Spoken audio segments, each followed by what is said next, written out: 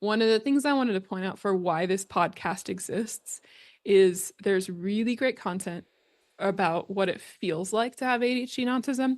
And there's really great, you have Russell Barkley, you have medical conferences breaking down the research, but I don't think that there are a lot out there that like really hybridize both. Welcome to It's Just AuDHD. We're two curious ADHD coaches, and we're going deep on the how, the why, and the strategies to get to the difficult moments and how to make the best of life with AuDHD. I'm John, and I've got an adult diagnosis of ADHD. And I'm Tarah, and I have a late in life ADHD diagnosis and an even later autism diagnosis. We're going to be diving headfirst into the messy and often complicated research around ADHD and autism. And we're bringing you along for the journey as we break it all down and make sense of everything. Because sometimes it's just life. And sometimes it's just AuDHD.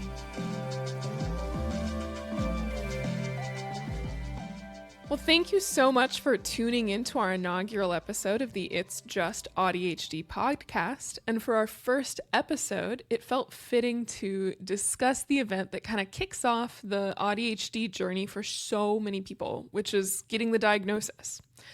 So during this podcast, we're going to be exploring a bunch of important questions like, why does the diagnostic process suck so much, especially if you have ADHD or autism? Why do the symptoms lists feel so two-dimensional and not descriptive of a real human? Why is it important to have thoughtful and informed clinicians during the diagnostic process? And why can't you just go to anybody to get an accurate diagnosis? And what are the challenges of symptoms-based diagnoses? And before we begin, I also want to give everybody a reminder, we are not medical professionals. We are not doctors. We don't claim to be. This is not a substitute for medical advice. This is in no way should be a substitute for medical care. We are just some nerds who really enjoy research and sharing information with you all, but please keep your medical decisions between you and your doctor and keep us out of it. All right, let's begin. I've seen interesting conversations where people are like, you're not supposed to prepare for like an autism diagnosis, right? And they're like, no, but like literally I have to because I have memory issues. And when people say like, do you have social struggles? You're like, absolutely not. But then you actually do if you thought it through. So it's like, it is okay to like prepare and it is okay to like write down notes to be able to talk it through with the professional. That doesn't like, if they're a good clinician, that shouldn't like taint the results, right?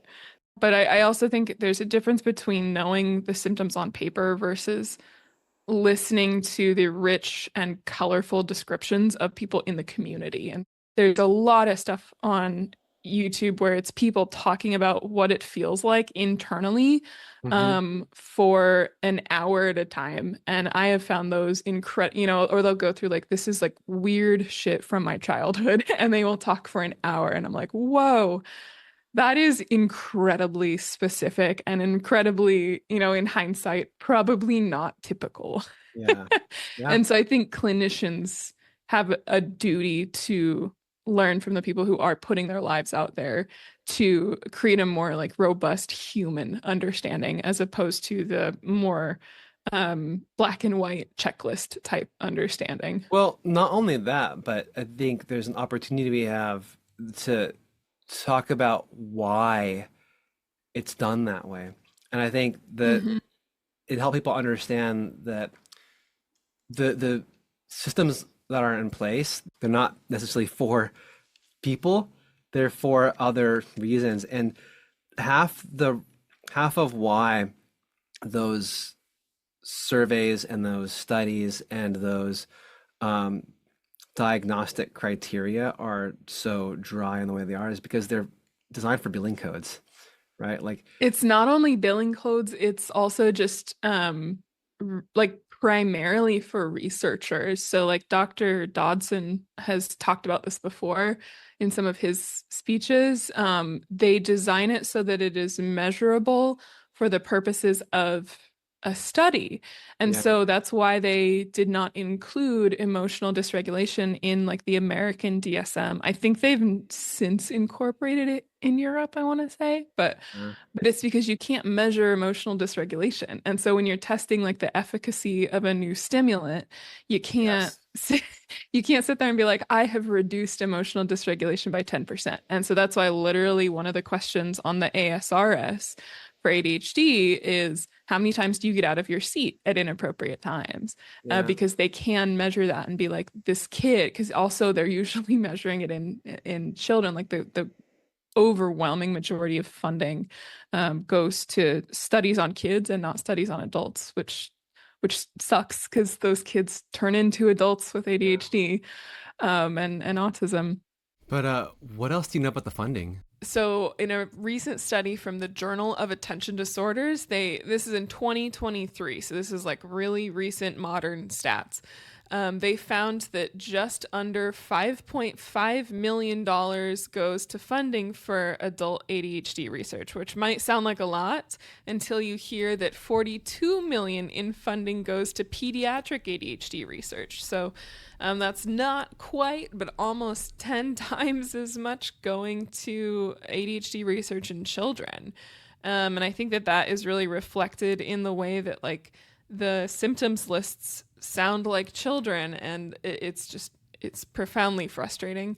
And also that number might sound like a lot until you find out that about 10 times that funding goes to depression research, even though depression is certainly not 10 times as prevalent as ADHD. So, the funding matters, and like this is why the general public and even a lot of clinicians are not up to date on the latest information about ADHD. And there's so many misconceptions is because the way that funding is allocated is really painting the picture of like the hyperactive little boy, because that's who we're pouring money into researching, but that actually doesn't really reflect like the actual population of people with ADHD.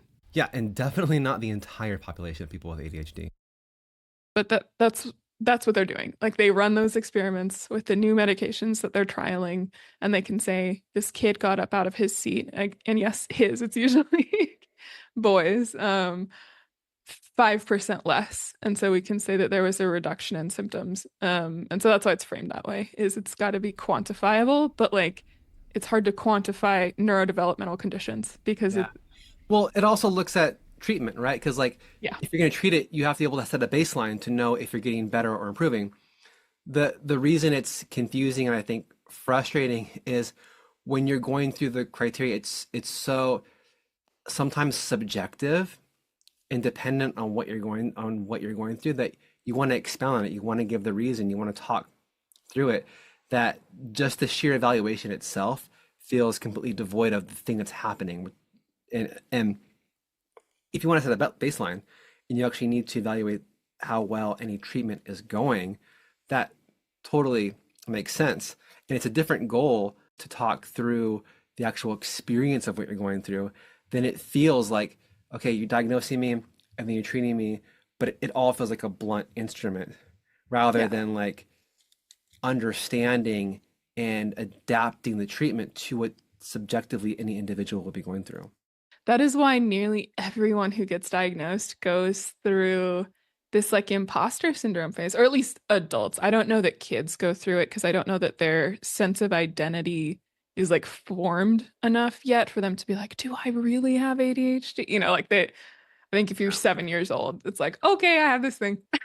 But for adults, right? Yeah. Like we all really go through this imposter syndrome where you get diagnosed and you're like, did I game the system? Was I honest enough? Like, am I over representing? Because it is subjective questions framed as objective questions. Right. It's, do you forget your keys often? And you're like, well, what is often?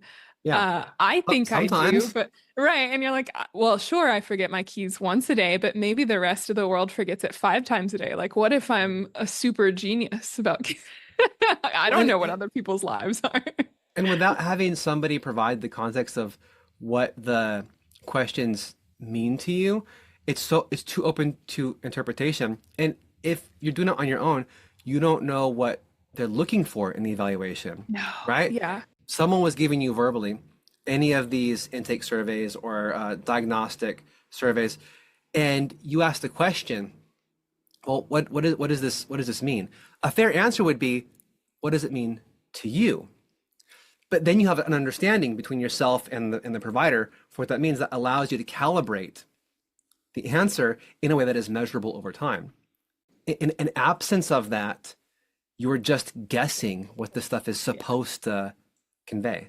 Well, and that again underscores the importance of why clinicians need to really like listen to the stories from the community for Yeah, them to be able to calibrate it themselves right. about what like normal looks like. And I know even if you've been a clinician for 30 years, you might feel like you know, but it really never hurts to like listen to more stories from the community so that you can dial that in. I just always find it so ironic too, like people describe autistic folks as being really literal. I don't love that language. The way that I like to describe it better is that we're highly precise. And so it makes the tests hard because we are high precision. And so when, it's like they're kind of inherently fluffy, but framed as being quantitative. Yeah. And so, we're like, no, like, what do you mean? Like, I remember, so the CAT-Q is an autism test, and it's actually one of all the autism tests, it's a really good one. I actually really like it. It helps to measure masking specifically. So a lot of folks, like especially women or like adults who have gone through and like not been diagnosed yet, on some of the autism tests, like the autism quotient, we will sometimes score subclinical. But then if you look at the CAT-Q and you score really, really high, then clinicians will sometimes say, okay, you do have autism, you just are really high masking. So I think it's a really good test to kind of scoop up the people that fall through the cracks with like the traditional tests. But one of the questions on there I remember is, growing up, did you ever observe like another woman and try to model yourself after her? And I was like the way they describe it, it kind of sounds like stalkery. And I'm like, of course I didn't do that. That's, like, well, I didn't like try and like copy someone. But then I thought about it because it's so funny. Like you answer no at first and then you think about it and you're like, wait.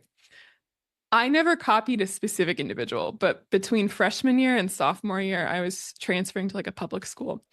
And I was like, I want to be more like a chill surfer girl. Like I want people to think I'm really like laid back and cool. Yeah. And so I like went and bought clothes from PacSun and I practiced speaking slower so that I would sound like I was like a chilled out like California girl. And I And practiced it just like stuck ever since. no, it didn't. It stuck for a day. And I practiced like standing like I was laid back. Like that's not neurotypical. To think that you could change your entire identity like that. Um, but on the test, had I interpreted that question literally, I was like, I've never copied a specific woman, but I have Mm. copied a generic persona and practiced it. Yeah. And so that's where that like it's not even like a literal interpretation, it's a high precision interpretation of the I love that language. I remember you told me it before. I'd forgotten how you said it, but I was trying to remember it in a conversation recently because that that phrasing of high precision, it feels more empowering and it feels Mhm. more um like it's a more positive way to describe it. Yeah, Like I feel like literal comes off as being antagonistic sometimes because you'll say something and someone goes, "Did you mean this?" And you're like, "You know what I meant." And so it feels a lot more pro-social yeah, than literal. And so yeah, that's why I like it better. agreed. Agreed. Yeah. I do like that. It's interesting because like as we're talking as having this conversation around diagnosis and diagnostic criteria, I was having this similar conversation with my partner, and we're talking about see you're it's interesting because you're talking about some of the way like as a woman you are experiencing some of this or like even do you model your behavior after another woman? And some of the ways that like high masking can be overlooked because of just the way women have to operate in society.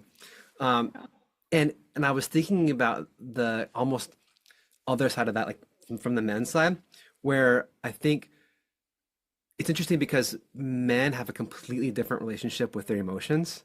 Yeah. And so I think a lot of times the only emotions that men are allowed to explore or like talk about is anger or aggression or depression, right? Yeah. And so I think men don't talk about emotion with other men the way that women, I think, do. And obviously not across the board. It's not true across the board. I have no problem in many groups of my friends that are men talking about this kind of stuff. But just generally, like from a society perspective, it's not as common. So I think men will report being depressed or feeling depressed more often. And when you think about this in context of ADHD, there are so many things that happen like in addition to ADHD. Like you can get burnout, you can get stress, you can get overwhelmed, you can get fatigue, you can get exhaustion. All of these things can lead to and present depression, present as depression, feel like depression, but may not be clinical depression.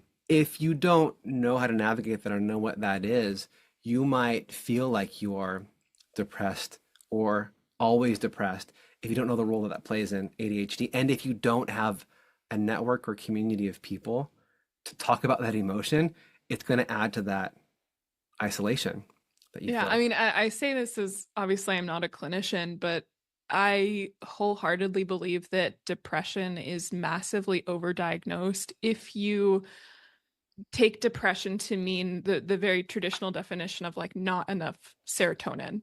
Yeah. And when you look at the rates of like the efficacy of SSRI, which help to create more serotonin or upregulate serotonin, they're not as effective. I mean, certainly compared to like ADHD medication is Hmm.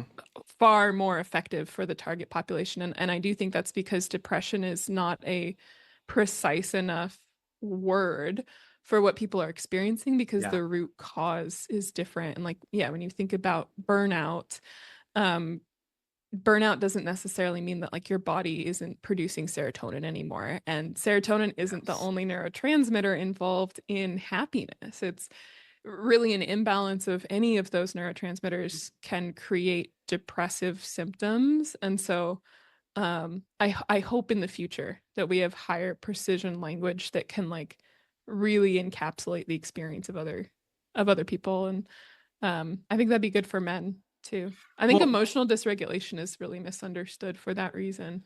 yeah, and I think to add to that, I think depression continues to be misunderstood, right? Because Yeah. so the things you're some of the things you're describing, the things I was talking about, even burnout, like those are events.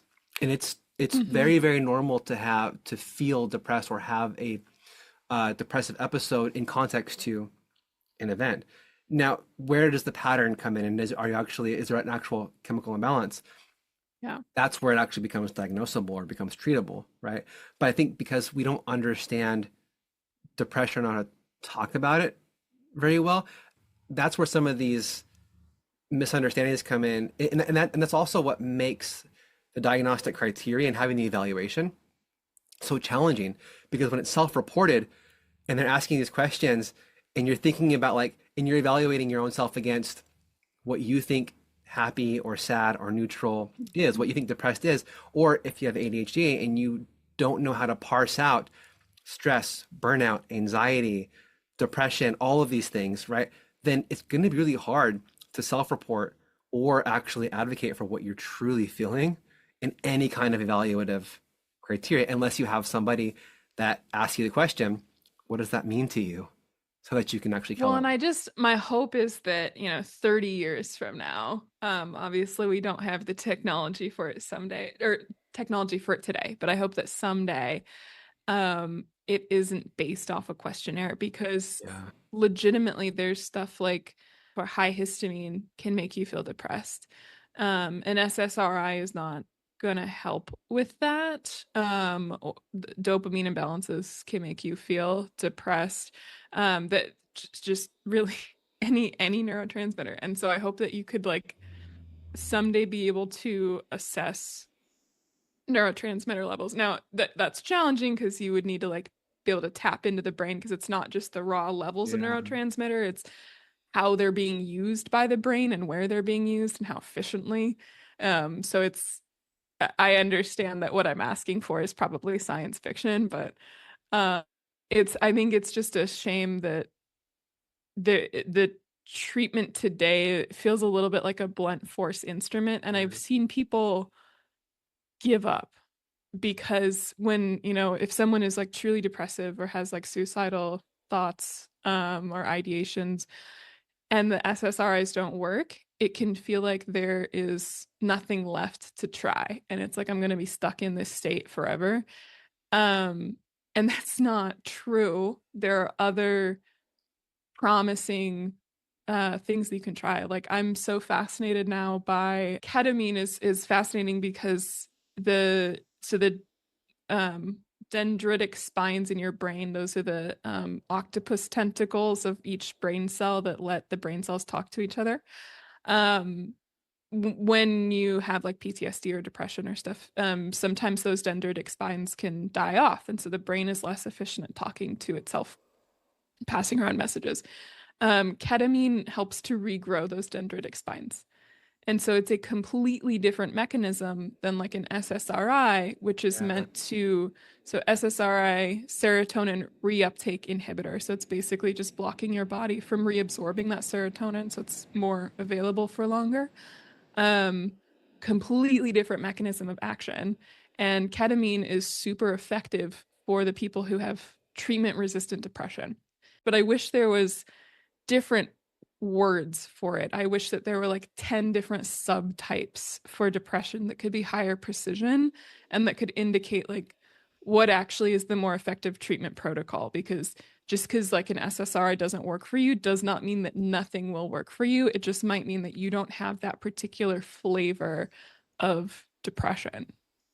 When so many things feel like, look like, and present as other things Mm-hmm. without knowing how to parse it out or even self advocate or know what to look for, it misdiagnosis. This is why I think misdiagnosis runs so high. So even to that point, Oh, yeah. those different the different levels, it's just it might be because something appeared or presented uh, in a different way, in a different circumstance. But if we had better language for it, or Mm-hmm. even someone guiding you through it, or even to your point, a way to look at what's happening biologically and physiologically beyond just self-reporting. And in some cases, like self-reporting is fine and it's enough, especially like what we don't want is to create a system that makes it so preventative, more preventative to get an Yeah. autism diagnosis, an ADHD diagnosis, a depression diagnosis. If I feel like I have anxiety and depression, I should be able to go to somebody and say, I am feeling this, I have these things. What are the next steps? And then the next steps could be learning, talking more about it and seeing what the best treatment option is based on a conversation. And some therapists, I think, do that. Some doctors, providers do that. But I think that's where we get into these misdiagnoses is whenever it's not handled carefully or whenever the provider isn't listening, actually listening to what the patient is saying and going purely off of those The checklist. evaluations, the Yeah. Well, checklists. and if, you look at something like autistic burnout, it is so close to depression in so many ways, Yeah. but that could be called like quote unquote, treatment resistant depression because there's no treatment. Autistic burnout is your body's way of saying like, holy crap, please stop. You're doing too much. I can't take it. And the treatment is to give it a rest, like let your body rest and come back to that equilibrium. So there is no medication inherently, but it can look just like depression But I think in that's even, ways. yeah, and I think that's even where ADHD can be confused with bipolar because like I've experienced Hmm. that, right? Where it's like I have these days where I feel like I can do anything and these days following by days where I'm just like completely shut down can't Yeah. get out of bed, can't do anything, feel miserable, and it's just exhaustion or overwhelm or fatigue, and it's part of ADHD. It isn't anywhere near the extreme of being bipolar, but if I were like to talk about it out loud without knowing any of the Hmm. diagnosis, just hearing about it or like reading or even just reading the the criteria or the definition of the DSM without understanding it, Yeah. it can very easily look that way. It's so funny because when I first got diagnosed with ADHD, I had come home from college and then I wanted to continue getting treatments through my university, be able to use like the university pharmacy. So I went into the university and I'd been diagnosed with ADHD like 5 times at this point because every doctor wants to like redo the evaluation because they're like, "Are you sure?" And I'm like, "Yeah." But anyway, this was my second time. So the university doctor actually diagnosed me with bipolar. That's the one and only time it did not come back as ADHD. And what was happening, we were talking about, I was like, yeah, I go through these periods, feel depressed for a while. And it does appear to be somewhat cyclical, but in hindsight, it was cyclical because college is cyclical. Yeah, So it's like, of course, feel good at the beginning of the semester. And then by the time finals hit, I feel like crap because I've burnt myself out. And, they thought that I was potentially like sub manic because I was only sleeping like 4 hours a day. But it was because the only time I could get my homework done was at 3 in the morning. yeah. And so, I wasn't sleeping. Um, yeah, so that's where some of that comes in. But I've heard Dr. Dodson has said a really good way to differentiate is that with ADHD, every sort of mood change, not only do they happen more frequently, but they also have very clear triggers. Like you can point to it and say, yep, my mood definitively shifted after this event. With bipolar, it is just naturally cyclical.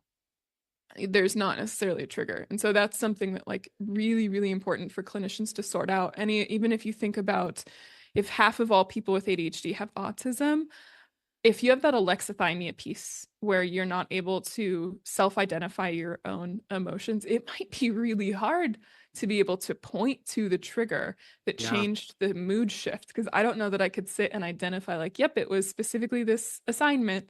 Because I'm like, I feel fine, but it's because I'm not in touch enough with my body. It's because that wasn't the trigger. Well, that plus the processing speed, right? Yep. You might Yep. not realize the event because you're working through it and then until it happens later on and you're reflecting on it or not, right? It just like it happened, you don't know why. And that the Yeah. bipolar misdiagnosis is actually a very dangerous one Mhm. because the medication treatment is so wildly different from anything else. Absolutely. This is why I guess my less sci-fi, more realistic hope is that diagnoses, um, certainly for conditions like this, are based more on genetics in the future. So right now, um, it's very hard because I think they're up to like 200 genes that they suspect for ADHD. It's a lot. And that's only considering they're called SNPs. So that's single nucleotide polymorphism, where you swap one, like if you think of the genes as a puzzle, you're swapping out one puzzle piece for another. They also suspect copy number variants, which are, um, I guess, to get into it, the way that genetic testing works, you sit and you swab your cheek, right? Well, the genes don't come back as a full strand with 30,000 bases or whatever. They come back in little chunks. And it's not just one cell, it's a bunch of cells. So think of it like if you took 500 puzzles, grabbed handfuls of those puzzles and threw it out, and then mixed them all together. And then the scientists have to sit like in the lab and assemble it and put it together and make a cohesive puzzle. And so sometimes actually genetic testing can be slightly wrong because they'll look at a chunk and they're like, I think that this is the puzzle piece that goes here. And it actually goes somewhere else. So copy number variants are where your chunk of the puzzle repeats itself multiple times. And so imagine under those circumstances, if you had a couple puzzles that had repetition, but then you threw out handfuls and you mixed it all together, like how would they know in the lab Yeah. that you even have that repetition? That would be almost impossible to identify. And so some of the sort of ADHD, autism, autoimmune, the linking genes that they suspect for the copy number variants, super hard to identify. But even the single nucleotide polymorphisms, which are just like this puzzle piece was incorrectly swapped for that one, there's like 200 that they suspect. And that was really hard to study in the past because that's just an obscene amount of data. But now they're getting a lot better with AI, machine learning. They can run genome-wide association studies, which basically, instead of being like, we want to study this one, they just look at your whole data set and see what you have in common with a bunch of other people. So it's progressing, and I think we know that there are clear-cut genes that predispose you, certainly for ADHD, certainly for autism. Those are highly, highly genetic, but also other mental health conditions, bipolar, schizophrenia, like those type of things do very decidedly have genetic linkings, even if they're not quite as heritable as ADHD and autism. And so my hope is that in the future, we can take these surveys and be like, I have these symptoms, because some of them are epigenetic. They're toggled on. If you've got the genes, like you have the thing. But some of the other ones, like schizophrenia is a good example of like an epigenetic one. It toggles on based off environmental circumstances. So if they can look at your symptomology, but then pair that with the genetic basis to kind of make sure that they're going in the right direction, that would be so much more powerful and give us so much more high precision medication to be able to treat these things, because your neurons fire more frequently. And so you do need more of the cofactors to produce neurotransmitters and stuff like that. Is this the kind of like deep, nerdy science biology stuff we're going to get into in this podcast? Yeah, that's a great question. There is so much good content on the internet right now, and even books and stuff about ADHD and autism and kind of the emerging field of AuDHD, because before 2013, folks didn't know that existed. They thought that ADHD and autism were mutually exclusive. So you have this great stuff where people talk about what it feels like. And then there's also really great research. You have folks like Russell Barkley who have their weekly research roundup. And a lot of people will post medical conferences on YouTube for free, which are amazing. But I don't think there's as much content out there that kind of blends the two. And that's the role that we want to fill, is talking about what it feels like from a human perspective, but then also really answering, why is this happening, for all those curious folks out there that are like, no, seriously, like tell me what's happening in my brain. I want to understand why. And so that's our goal, is to blend that human side and that research side and create something that sits kind of nicely in the middle. Well, thanks again for tuning into the inaugural episode of the It's Just AuDHD podcast. It's been an absolute delight to just talk at you for a while. And if you want to hear more, tune in next week when we're going to go over the diagnostic ladder. We've got some great topics to discuss. We're going to be exploring the diagnostic process in depth a lot more and talking about all the different experiences and feelings that you have on every step of the journey. So tune in and see if it sounds familiar to you. See you there. Please write in, share. We would love to hear all of your misdiagnosis stories. And who knows, we might even feature your content on one of our upcoming episodes.